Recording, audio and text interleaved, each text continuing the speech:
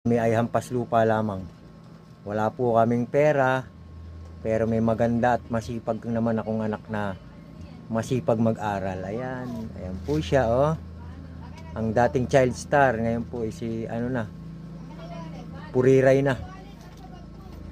Ayan po, yung kanyang ina, yun nasa likod, dati po yung singer, si Imelda Papin. Ngayon po wala na, puriray na rin po. Wala ganun po talaga ang buhay. Lahat kumukupas. Pero ang pag-aaral ay ng aking anak ay maganda.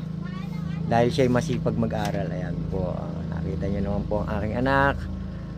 Salamat po sa panonood at manonood. Sana po pagpalain tayong lahat ng Diyos. Thank you for watching. Yan po ang aking child star na anak. Happy birthday, anak!